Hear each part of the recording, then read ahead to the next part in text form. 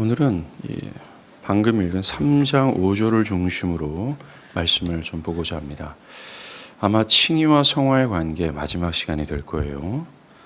자, 이 현대 사람들은 기독교 신앙에서 자신들이 받아야 될 영광만을 원하고 그들이 마셔야 될 고난의 잔을 생각지 않는 것이 요즘 흐름입니다. 아니, 싫어하죠.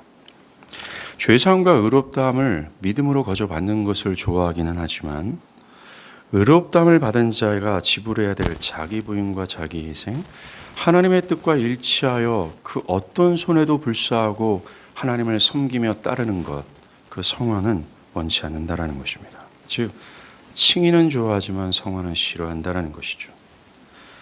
칭의가 있으면 분명히 성화는 뒤따르는 열매요 기쁨이 돼야 되건만 성화가 없다면 칭의가 본래부터 없다라는 경고를 무시한 채 성화가 없는 자신의 신앙의 문제의식을 느끼지 못하는 것이 바로 현대인들입니다. 그것은 결코 예수께서 전한 복음이 아닙니다. 마태복음 20장 20절을 보면 주님께서 이제 십자가에서 죽기 바로 직전, 그래서 이제 내일 예루살렘 성으로 입성하고자 하는 바로 그때였습니다. 그때 야고보와 요한의 어머니가 예수께 찾아와서 내 두 아들 나중에 당신이 영광 받는 그날 하나는 우편에 하나는 좌편에 앉혀주소서라고 요청합니다. 즉 주님으로부터의 성공과 영광을 구했던 것입니다. 그러자 주님은 두 아들에게 너희는 너희가 지금 구하는 것을 알지 못하는도다 라고 말씀하세요. 즉 주님은 영광만을 구하고 그들이 마셔야 될 고난의 잔을 생각지 않고 있다라고, 즉 너희는 너희가 구하는 것을 알지 못하도다 내가 마시려는 잔을 너희가 마실 수 있느냐라고 물어봤어요. 너희가 성공과 영광을 얻고자 하느냐, 그렇다면 그 전에 있게 될 내가 마셔야 될 고난의 잔을 마실 수 있느냐라고 주님은 물어보셨습니다. 제자들과 그의 어머니들은 절대적으로 현대인들처럼 착각하고 있었던 것입니다. 그리스도를 믿고 따를 때 그들은 영광과 성공만을 계산한 채 성화, 고난의 잔을 고려하지 않았다라는 것입니다. 그런데 주님은 말씀하십니다. 너희가 성공과 영광을 구하기 전 내가 마셔야 될 고난의 잔을 참여하여 마셔야 된다라고 말입니다. 이게 그렇습니다. 우리가 의롭다함을 받았다면 성화, 죽기까지 주님을 따르는 그 열매는 마땅하며 이것이 없이는 영화, 최후의 영광은 없다라는 주님의 분명한 말씀이십니다. 우리가 받은 구원에는 성화가 포함되어 있습니다. 주를 위한 고난과 희생, 자기 부인과 주를 위해 현재와 미래를 버리는 십자가의 순종이 없으면 결코 구원의 영광은 never, 결코 없습니다. 그럼에도 불구하고 사람들은 칭의는 좋지만 성화는 싫어요 라는 반응을 보일 뿐입니다.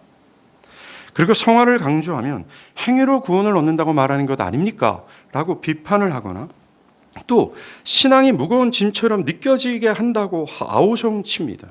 또 주님의 은혜와 사랑이 느껴지지 않고 율법적인 메시지로만 들립니다 라고 말합니다.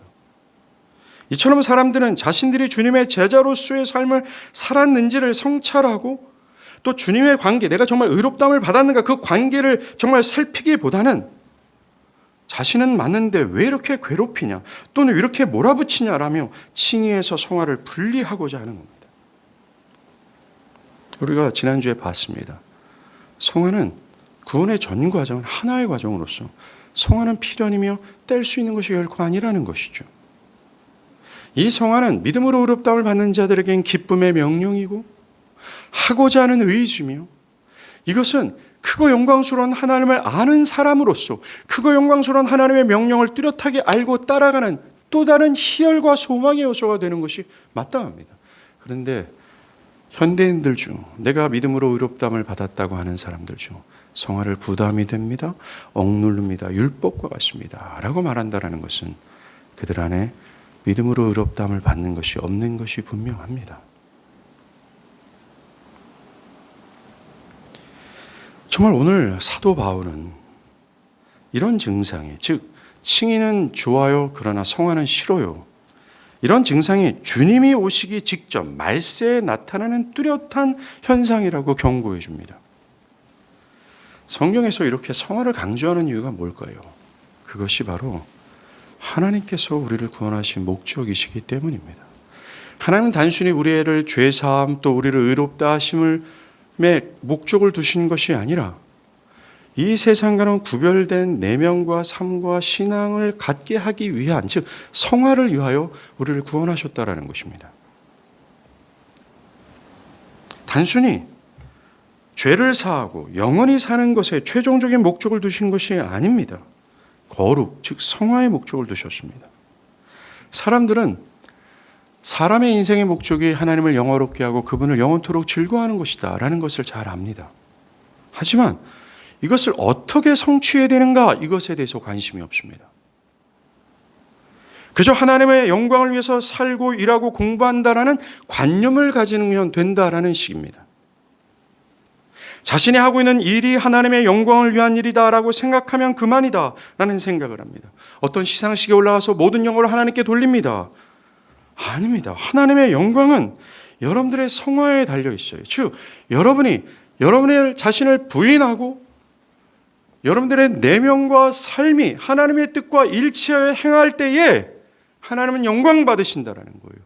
아, 저놈이 나를 최상의 기쁨으로 기뻐하는구나 라고 그것을 인정하는 것입니다.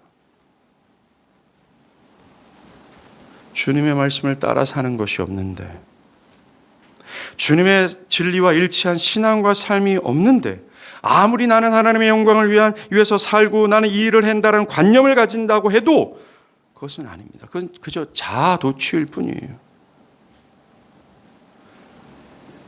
성화가 곧 하나님을 영화롭게 하는 방법이요 길인 것입니다. 그래서 교회 타락의 시기를 보면요, 방종의 시대로서 성화가 없는 구원, 오직 칭의만을 주장하는 구원이 성행하고 사람들의 위선적인 신앙의 모습이 강했습니다. 여러분들, 종교개혁이 칭의를 드러냄으로 말미암아 개혁이 일어났죠. 근데 종교개혁자들의 설교를 들어보십시오. 그들의 가장 중요한 설교의 주제는 성화였어요.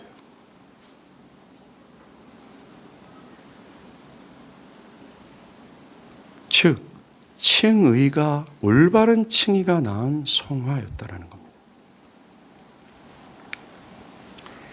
반면 교회 부흥시에는 이 회심에 대한 메시지가 강했습니다. 여러분, 회심을 설교하면 어쩔 수 없이 성화가 없는 칭의만을 부여잡고 사는 사람들의 위선적 신앙을 고발할 수밖에 없어요. 성화는 사람들의 위선과 거짓된 구원의 확신을 흔들어 폭로합니다. 그래서 자신이 진정한 그리스도인이 아니라는 사실을 깨닫게 함으로 그들을 회심으로 인도했어요. 우리가 읽은 구절은 이것을 경고합니다. 경건의 모양은 있으나 경건의 능력은 부인하니 이 같은 자에게서 네가 돌아서라. 즉 이들이야말로, 경건의 능력을 부인하는 자들이야말로 그리스도 밖에 있는 자들이다라는 무서운 말씀입니다. 여러분들, 5절에서 말하는 경건이란 일반적으로 하나님에 대한 적절한 태도를 의미해요. 즉 예배와 같은 종교적 행위와 함께 내적인 헌신된 상태를 의미합니다. 중요한 것은 경건이란 하나님의 뜻에 일치하여 사는 것을 의미해요. 경건을 요즘 우리가 다루는 이 신학적 용어 성화, 일치하여 보는 것은 맞습니다. 사도행전 3장 12절과 16절의 배도는 이 경건의 출처가 예수로 말미암아 난 믿음에서 나온다라고 말합니다. 즉 참된 믿음이 경건이라는 실제적 성화를 열매 맺는다라고 얘기하죠. 디모데전서 3장 16절에도 보면 그리스도인의 경건한 삶은 그리스도에 대한 믿음을 근거로 하고 있다라고 말합니다. 예, 맞아요. 이 경건의 출처, 경건의 뿌리는 바로 믿음에 있다라는 거예요. 즉 믿음은 경건이라는 것을 열매 맺는다라는 것이죠. 신약 성경에 경건한 사람, godly man을 그리스도인이다라고 정의합니다. 즉 그리스도인이다라는 정의는 바로 곧 경건한 사람이다라는 것입니다. 하나님의 뜻에 일치하여 행하고 신앙하는 자라는 뜻이죠. 이렇게 경건은, 실제적 성화는 예수를 믿는 자들의 마땅한 열매고 그가 신자로서의 정체성을 규정하는 것입니다. 기독교의 경건은 단순히 도덕적인 삶을 얘기하는 것이 아닙니다. 경건은 디모데전서 6장 3절과 디도서 1장 1절에서 말하는 것처럼 거짓된 가르침의 생활 방식을 거부하고 참된 진리의 가르침과 그 가르침을 따르는 것을 의미하는 거예요. 경건은 상태를 벗어난 행위까지라는 것을 강조합니다. 베드로후서 3장 11절, 경건은 항상 그리스도의 재림을 기다리며 살아가는 신자의 삶의 방식으로서 세상의 정신과 유혹을 거스르는 고난을 포함하고 그럼에도 불구하고 주를 따르는 것이 유지되는 것을 얘기하는 거예요. 이처럼 경건은 하나님의 뜻을 순종하는 것으로 생기는 여러 박해와 고난을 무릅쓰고까지 끊임없이 경건한 태도를 유지하는 것, 즉 하나님의 뜻과 뜻에 일치한 삶과 신앙을 견지하는 태도, 이것을 경건이라고 얘기를 합니다. 여러분들, 지금 사도 바울이요, 오늘 이 본문은 사도 바울이 디모데와 함께 사도 바울과 디모데를 대적하는 대적자들을 향한 경고거든요. 이 사도 바울이 말하는 이 참된 경건은 이 사도 바울이 디모데 후서를 쓸 때 사도 바울의 상태와 일치합니다. 바울은 우리가 읽은 디모데 후서를 쓸 때 로마 감옥에서 사형을 당할 시간을 기다리고 있는 와중에 이 책을 썼습니다. 바울이 그리스도의 교회와 복음을 위해 그리스도의 남은 고난에 참여한 거죠. 주님이 십자가의 자리까지 나를 따르라 한 것을 실천한 거고, 그 죽음의 자리에까지도 주님을 섬기는 것을 몸소 실천한 모습을 보여주는 거예요. 바울은 자신의 이런 경건을 디모데와 교회가 따르기를 명령했습니다. 디모데후서 전체가 말이에요. 그는 이 편지에서 고난에도 불구하고 복음 안에서 인내하라고, 담대하라고 명령합니다. 야, 나와 같이 되길 바래. 내가 이 복음으로 말미암아 감옥에 이제 곧 사형을 당하게 될 거야. 너희들이 나와 같이 되길 바래. 이게 경건이야 라고 말하고 있어요. 바울은 자신의 생명의 끝이 다가오는 순간에도 젊은 동역자 디모데에게 믿음의 싸움을 계속해 나갈 것을, 멈추지 않을 것을 부탁합니다. 사랑하는 여러분, 이것은 지금도 살아가는 저와 여러분들을 향한 하나님의 음성이에요. 헤이, 말세를 사랑함으로 고통하는 때를 지내고 있는 너희들아, 믿음을 잃지 않고 힘써 싸우라 라고 명령합니다. 그러면서 이 고난과 박해의 상황에서 바울과 복음을 버리고 떠난 사람들을 언급하죠. 그들을 향해서 말하는 겁니다. 그것은 참된 경건이 아니야. 경건을 부인하는 무리들이야. 사랑하는 여러분, 지금 바울의 모습이 바로 기독교가 말하는 경건이에요. 우리가 말하는 성화입니다. 디모데후서는 사실 아까도 언급한 것처럼 바울과 디모데를 대적하는 대적자들을 향한 일침입니다. 오늘 본문에서 바울은 그 대적자들의 모습을 분명하게 규정합니다. 그들은 경건의 모양은 있다. 그러나 경건의 능력은 부인한다. 우리는 이 구절에서 복음의 대적자들, 위선자들의 특징이 무엇인지를 분명히 알 수 있어요. 교회에 있으나 참된 구원을 이루지 못한 자들의 모습을 분명히 알 수 있습니다. 그것은 바로 경건의 모양은 있으나 경건의 능력은 없습니다. 즉 경건의 능력을 부인하는 자들입니다. 여기서 말하는 부인한다라는 뜻은 거부하다, 거절하다, 또 논쟁하다, 다투다, 반박하다. 한 가지 뜻이 또 있습니다. 관계를 부인하다, 내게 아니라고 얘기한다.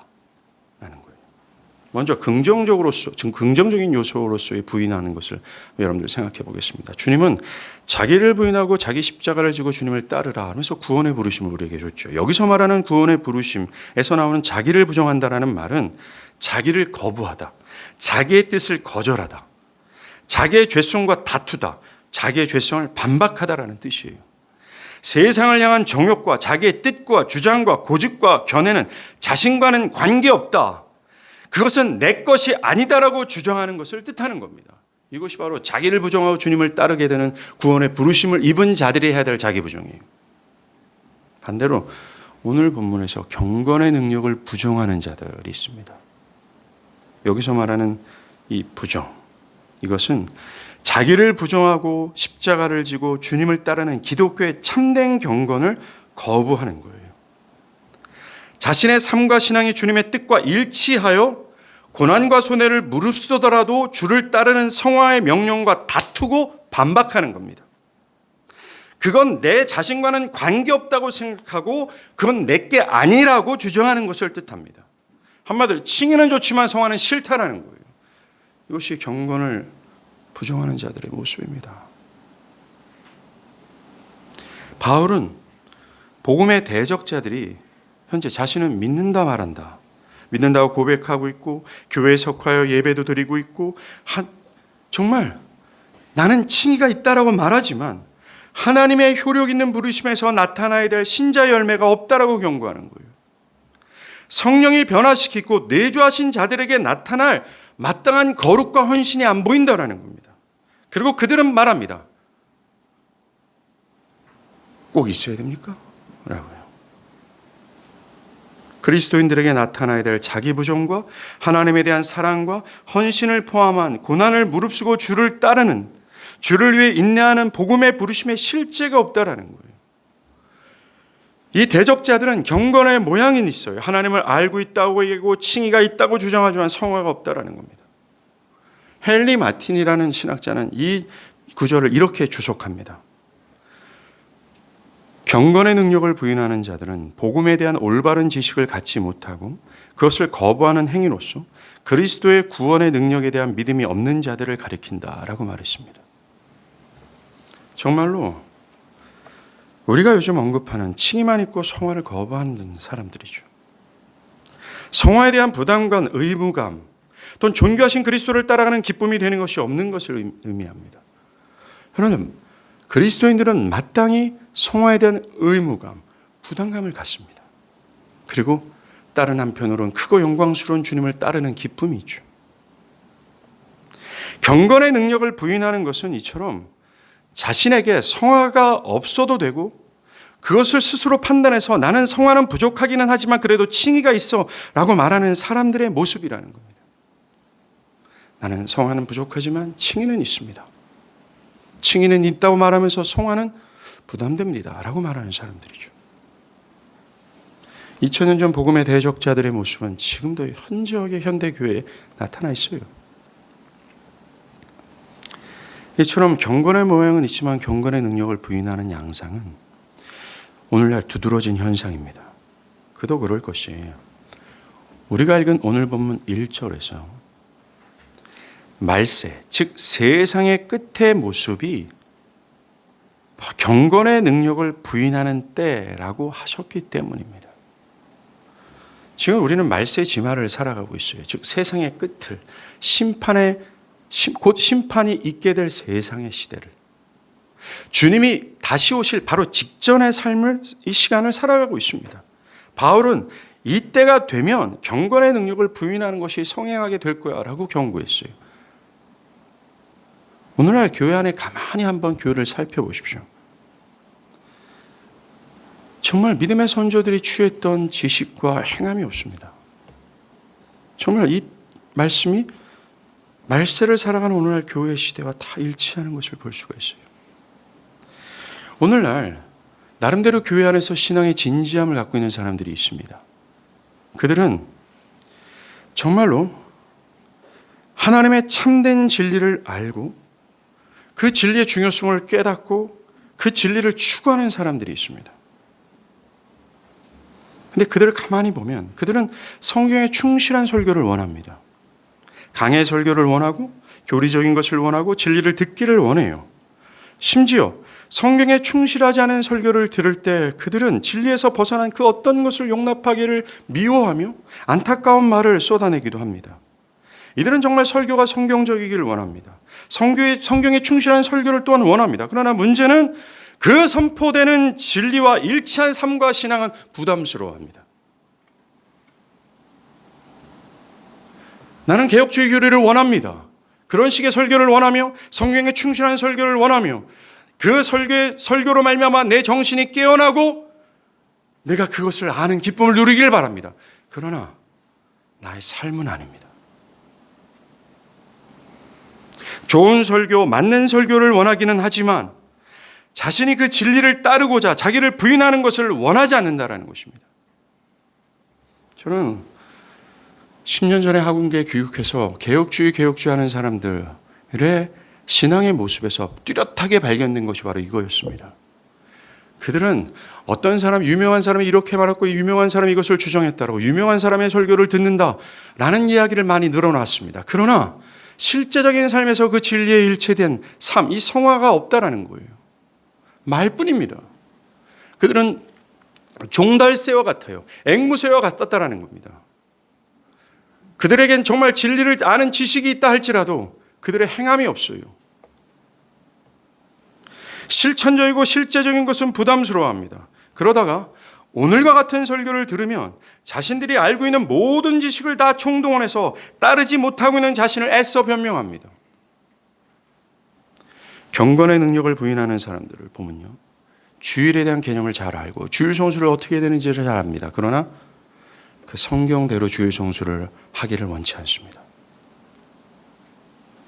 성경에서 말하는 올바른 구원에 대해서 알고 그것을 기뻐하지만 참된 구원을 실천하는 것은 부담스러워합니다.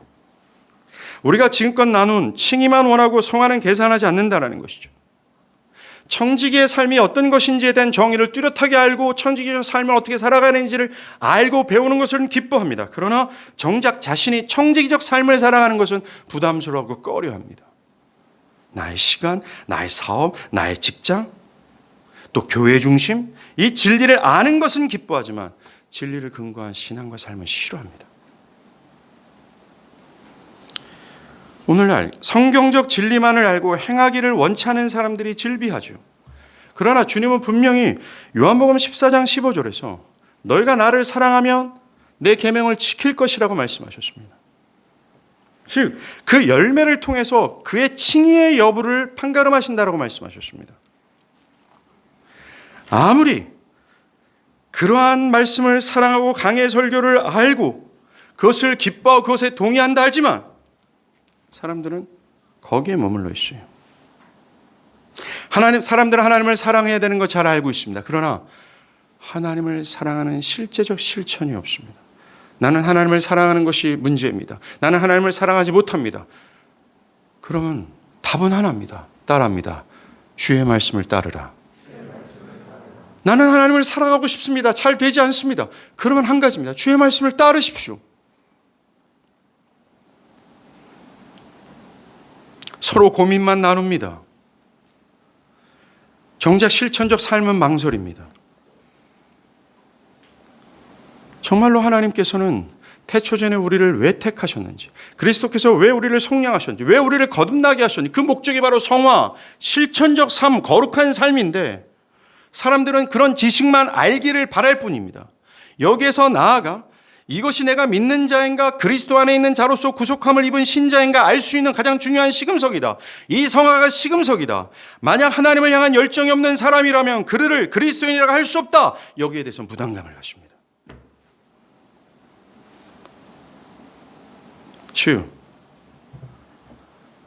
하나님을 사랑해야 되고 구속의 목적을 알고 성화가 어떤 것인지를 빠삭하게 알지만 이것이 없이는 구원이 불가능하다 라고 말하는 것에서는 반박을 하죠. 논쟁을 합니다. 자기 것이 아니라고 주장합니다. 이것이 바로 경건의 능력을 부인하는 자들의 특징이에요. 예수님은 요한복음 8장 31절에서 그러므로 예수께서 자기를 믿는 유대인들에게 이르시되 너희가 내 말에 거하면 참 내 제자가 될 거다라 말씀하셨어요. 내 말에 거하면 이란 뜻은 주의 말씀에 머무르고 순종하고 지속해서 주님을 따르는 것을 뜻하는 겁니다. 이렇게 해야 내 제자야 라고 말했어요. 여러분들 제가 2주 연속으로 얘기했죠. 주님이 우리의 구원을 설명할 때 칭의를 설명할 수도 있고 성화의 모습으로도 설명했습니다. 즉 이것은 하나라는 거죠. 이걸 자꾸 분리해서 생각하지 마십시오.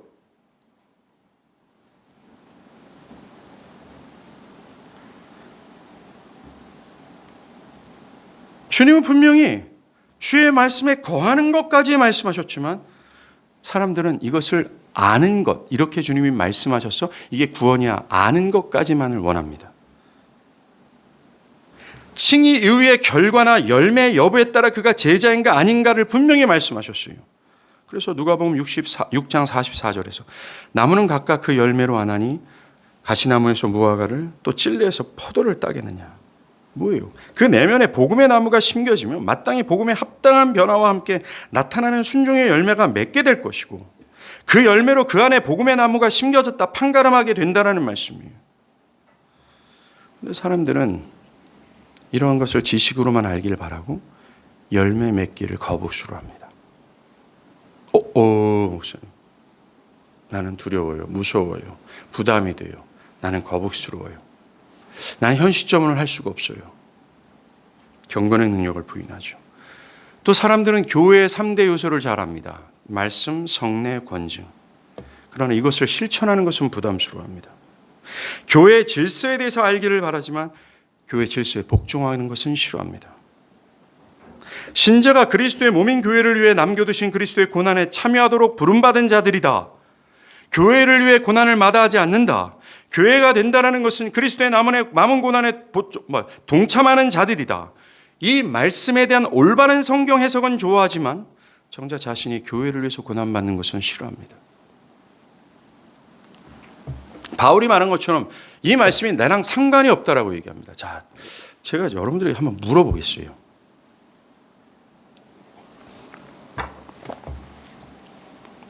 이런 말씀들이 들을 때 나와는 상관이 없다. 나랑은 거리가 먼 이야기다. 굳이 내가 이런 마음의 태도를 갖고 있다면 정말 예수를 믿어야 될 사람입니다. 구원을 받아야 될 사람이라는 거죠.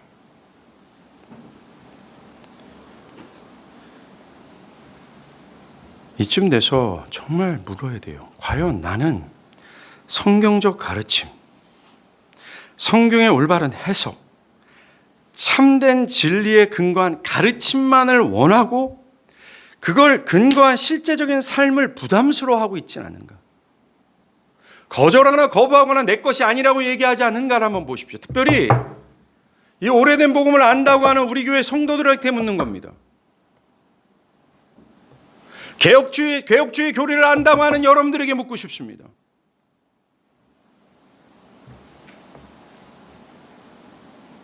칭의만 원하고 성화는 싫어하고 있지 않은지를 물어보시는 거예요. 신실한 사람들 중에 이런 말씀을 정말 들으면 나는 정말 경건의 능력이 없는데 어떡하지? 난 경건의 능력을 부인하는 자 같아. 내가 정말 복음의 대적자가 아닐까? 막 두려워합니다. 어떻게 할지. 정말 내가 돌아서야 되겠지. 정말 돌아서야 되지 않나? 이런 분들은 걱정하지 마십시오. 여러분들은 저 하늘의 생명의 책에 그리스도의 보혈로 깊이 여러분들의 이름이 새겨져 있을 겁니다. 그러나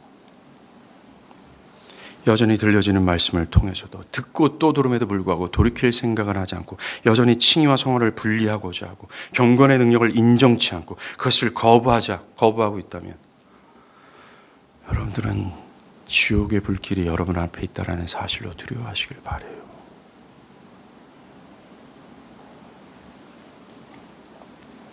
사도 바울은 오늘 칭의만 원하고 성화를 싫어하는 것이 말세의 특징이라고 말했습니다. 디모데후서 3장 1절을 한번 보세요. 오늘 보면 1절입니다. 너는 이것을 알라. 말세에 고통하는 때가 이르러 라고 말합니다. 이 말세에 고통하는 때가 이를 것이다 라고 말한 다음 2절부터 그 말세에 드러나는 두드러진 특징을 나열합니다. 나열할 때 첫 번째가 사람들이 자기를 사랑하며 라고 써 있어요. 사람들이 자기를 사랑하는 것을 가장 먼저 두었던 것은 이것이 말세에 드러나는 타락한 모든 모습의 뿌리요 근간이 되기 때문에 그렇습니다. 여기서 나열하는 모든 것들은 다 자기를 사랑하는 데서 나온 모든 결과물들이라는 것입니다. 즉 아담이 내가 하나님이다 라고 주장하며 하나님 버리고 오직 내 영광만을 추구하며 고집스럽게 내 뜻 내 견해로 따라 나만을 영화롭게 하고자 하는 그 자기를 사랑하는 거 있잖아요. 이것이 타락의 뿌리로서 말세 때는 이것이 극에 달한다라고 얘기해요. 자아 숭배, 자아를 고집하고 추구하는 그것이 매우 보편적인 견해가 되어서 교회 안에조차도 그것이 별 문제가 되지 않는다라고 경고합니다. 오늘날 포스트 모더니즘 시대라고 얘기를 해요. 정말 자기 멋대로 자기 마음대로 어떤 측정한 진리가 없고 자기가 생각하는 것이 진리인 시대. 모든 권위를 부정하고 자기가 진리되어 다른 것에 복종하는 것을 부정하고 자기의 뜻만에만 복종하는 유사일의 최고의 자아숭배의 시대예요. 정말 자기를 사랑하는 극한의 시대 속에서 교회가 존재하는데 교회도 와르르 무너지고 이 세상 정신이 교회 안에 다 휘몰아쳐서 여기 앉아있는 교인들 한 사람 한 사람도 다 자기중심적, 자기를 사랑하는 것에 함몰되어 있다는 거예요. 그래서 예수를 대충 믿는 신앙 태도, 하나님의 말씀 중 자기 구미에 맞는 것만 믿는 태도, 하나님과 다른 것을 혼합하는 신앙 태도, 이런 양상들이 일어난다는 거죠. 더 나아가 오늘 우리가 읽은 구절처럼 경건의 모양은 있어요. 오늘도 한 800만의 사람들이 교회를 올 겁니다. 깨끗한 옷을 입고 성경책을 들고 예배 때 참여해서 앉았다 일어났다 할 것이고, 예배 설교 시간에 딴 생각을 할 거고, 누구는 졸고, 그러다가 딴 생각 속에서 저게 말이나 되는 소리냐 하면서 누구는 스마트폰을 보고, 그리고 일어나서 고백하기는 예수를 믿는다 고백하고, 사도신경을 고백하고, 하나님 앞에서 축도를 받고, 예배가 끝나면 주변에 있는 사람들과 따뜻한 미소를 지으며 인사를 하고, 어느 정도 사람들과 교제한 후에 돌아갑니다. 경건의 모양은 뚜렷하게 있습니다. 그러나 경건의 능력이 없어요. 경건의 능력을 부인합니다.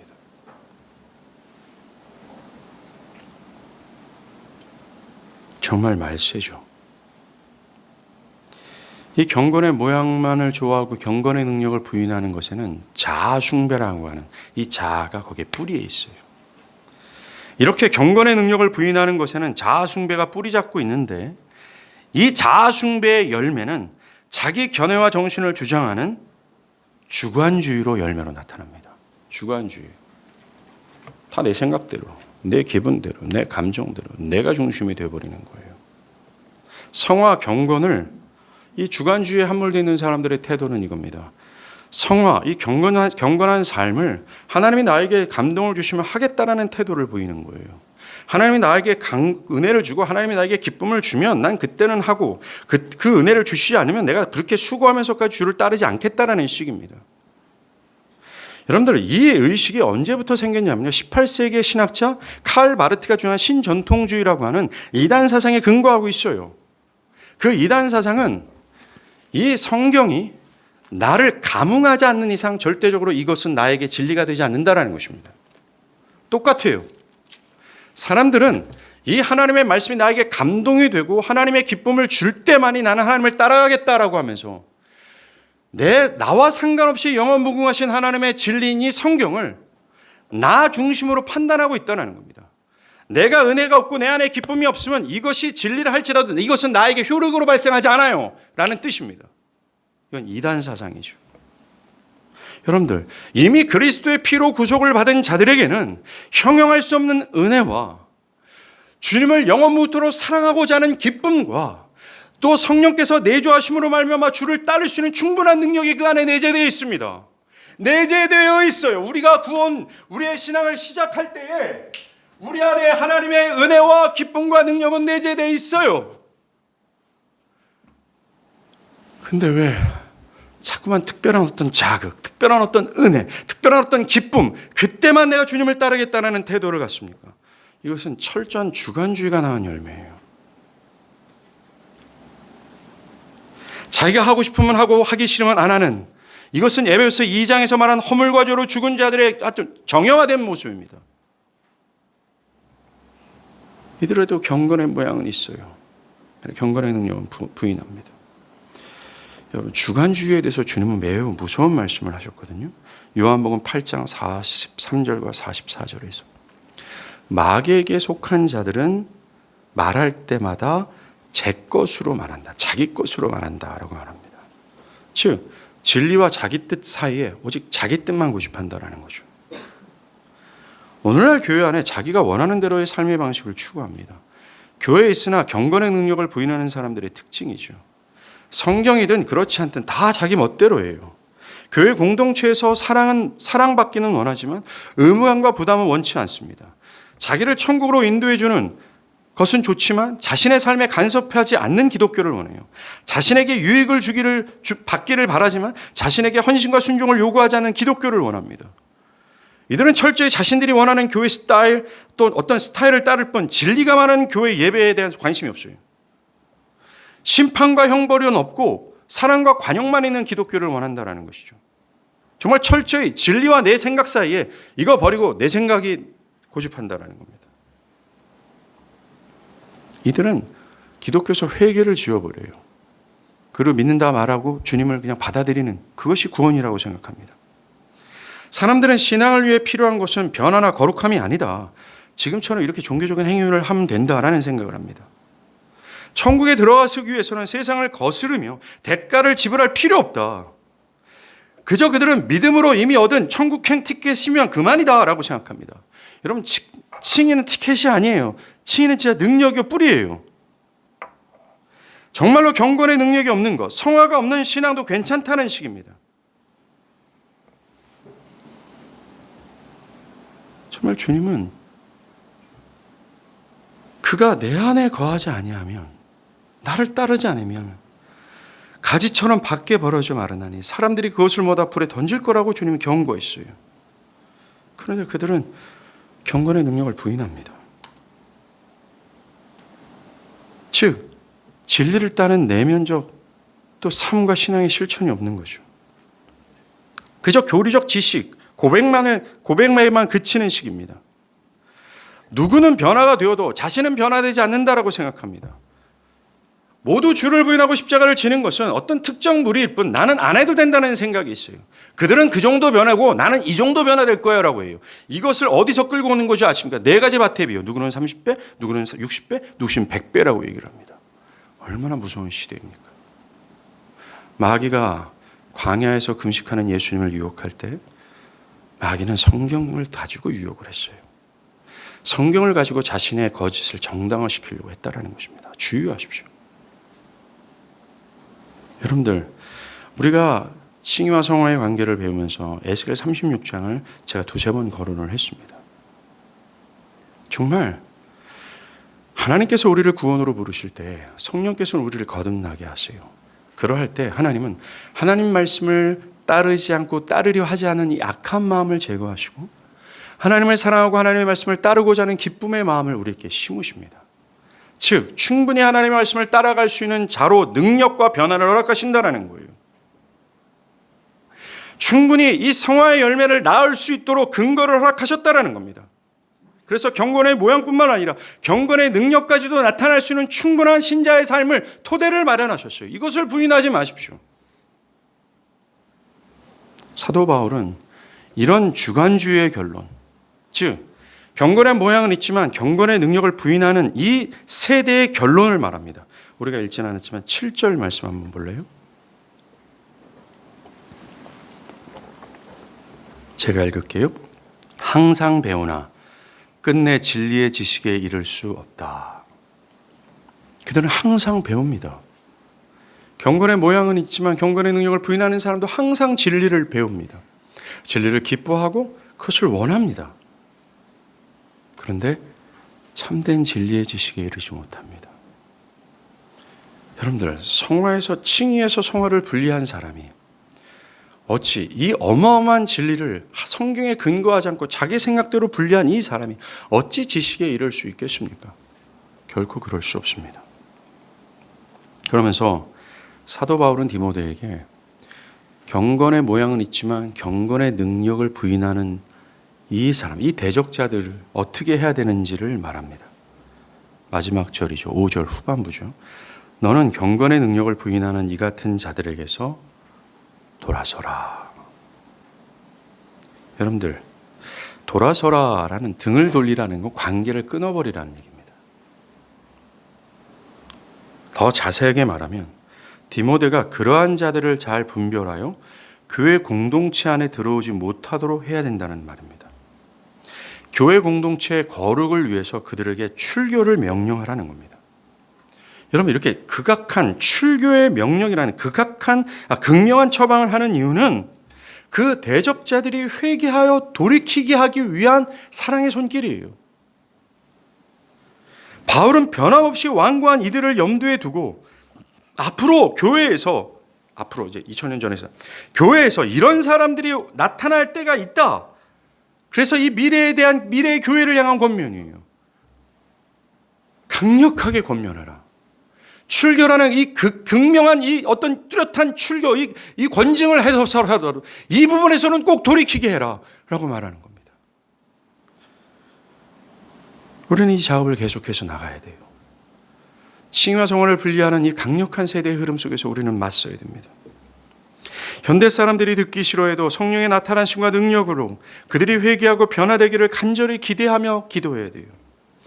그들이 참되게 변화되어서 하나님을 영화롭게 하는 자들이 되기를 기대하며 전해야 됩니다. 어정쩡한 신앙의 태도를 좀 버리십시오.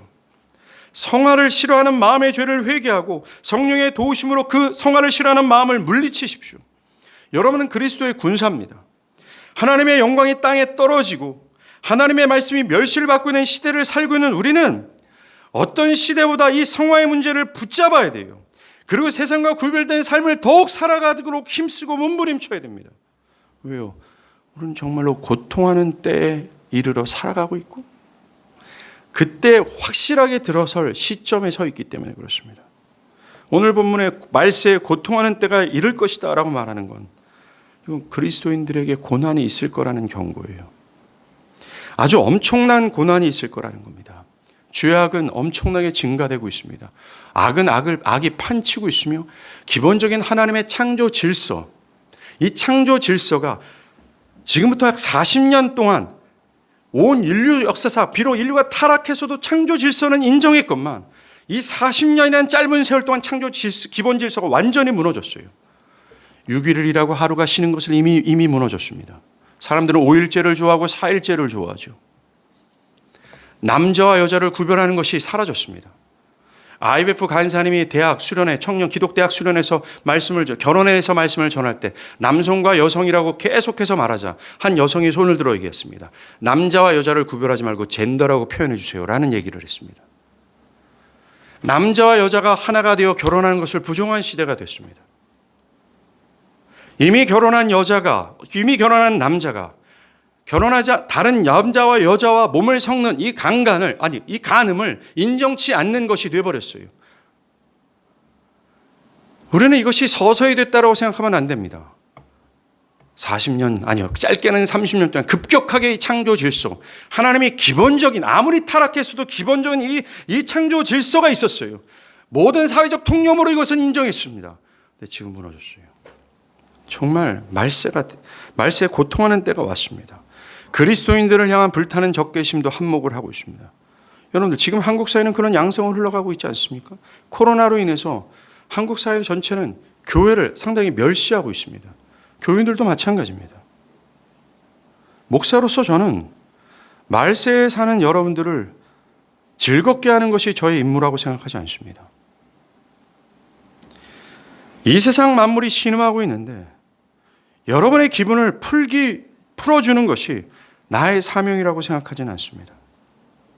저는 여러분들로 하여금 다가올 저항과 고통의 시대를 준비시키는 것이 저의 사명이라고 저는 확신합니다. 진리가 말하는 온전한 구원을 얻기 위해 제 목숨을 걸고 해야 될 것이 바로 이것이라고 생각합니다. 칭의와 성화를 분리해서 사람들의 마음을 편하게 하는 것이 아니라 칭의와 선화가 하나이며 마땅한 열매로서 그것을 위해 힘써 싸우는 자로 세우는 것이 저의 사명이라고 저는 확신합니다. 저뿐만이 아니죠. 이것은 모든 목사의 사명입니다. 존 파이퍼가 악을 이기신 하나님이라는 책에서 이런 얘기를 합니다. 서구의 그리스도인들은 너무나 나약하다. 예수의 이름으로 고난받는 일이 별로 없다. 그래서 성경도 하나님이 고통 속에서 어떻게 승리를 거두셨는지 알고자 하는 간절한 마음으로 읽는 것이 아니라 개인의 만족을 위해서 읽는다. 나약한 서구 세계는 오래지 않아 고통의 소용돌이에 휘말릴 것이다. 이 말은 허황된 말이 아니다. 사도행전 14장 22절 우리가 하나님의 나라에 들어가려면 많은 환난을 겪어야 할 것이다. 요한복음 15장 20절 사람들이 나를 박해한즉 너희도 박해할 것이다. 데살로니가전서 3장 3절 아무도 이 여러 환난 중에 흔들리지 않게 하려 함이라. 디모데후서 3장 12절 무릇 그리스도 예수 안에서 경건하게 살고자 하는 자는 박해를 받으리라. 우리가 그리스도와 함께 영광을 받기 위하여 고난도 함께 받아야 할 것이니라. 그런 일이 일어날 때 과연 누가 하나님의 비전을 붙들 것인가? 전 세계적 고난을 견뎌낼 만한 준비된 그리스도인은 어디 있는가? 다가올 재앙에 대비해 강력한 정신력과 영혼으로 무장한 그리스도인이 어디 있는가? 그렇습니다. 요한복음 2장 10절에 보면 생명의 멸관을 받기 위해 환난 속에서도 죽도록 충성한 것을 통과한 자들이 거기에 섰어요. 즉 경건의 모양만이 아니라 경건의 능력을 가지고 있는 자들이 그곳에 섰다는 것입니다. 바랍니다. 이제 고통의 때가 이를 겁니다. 제가 15년 전인가요? 미국에서 화종우 목사님이라는 분이 계신데 그분이 제자들 교회에서 사역할 때 설교를 들었어요. 그때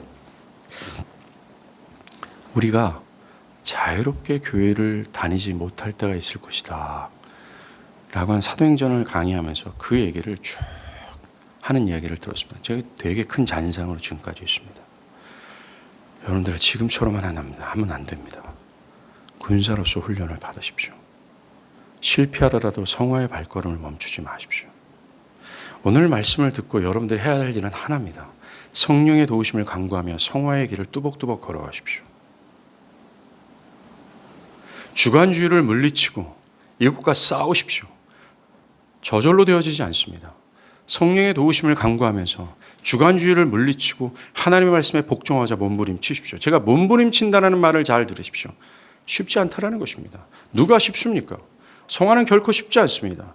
성화를 하기 위해서 해야 될 일들은 환난을 겪어야 되고 박해를 받아야 되고 흔들지 말아야 될 어떤 악조건이 있다라는 겁니다. 기독교 신앙은 그것입니다. 점점 이 세대는 성화를 제외시킬 겁니다. 점점 이 세대는 저 성화를 싫어하게 될 겁니다. 그리고 이것을 분리하고 성화가 없어도 구원을 받을 수 있다라고 고집할 겁니다. 성경을 믿으십시오. 끝까지 견디십시오. 여러분의 사업이 실패해도 괜찮습니다. 자녀가 대학을 못 들어가도 괜찮습니다. 직장을 실패해도 괜찮습니다. 심지어 결혼을 못해도 괜찮습니다. 이 영원하신 구원, 그 하나님 앞에서 영원토록 예배하는 그것, 이 짧은 인생 아니라 영원히 살 그날을 부여잡고 그것을 소중하게 여기시길 간절히 바랍니다. 저 또한 여러분들을 위해서 도울 겁니다. 하나둘씩 떠나도 괜찮습니다. 진짜 진리를 전하고 여러분들이 그리스도의 군사로서 끝까지 남고 견디고 인내하는 사람들이 된다면 저는 죽어도 좋고 모든 교인들이 떠나도 좋습니다. 그러니 제발 바랍니다. 이 영원한 생명을 아끼고 가치 있게 여기고 성화의 길을, 이 거친 길을 제발 따라가란 말이에요. 어떤 변명도 하지 마십시오. 제발 따라가십시오. 기도하시겠습니다.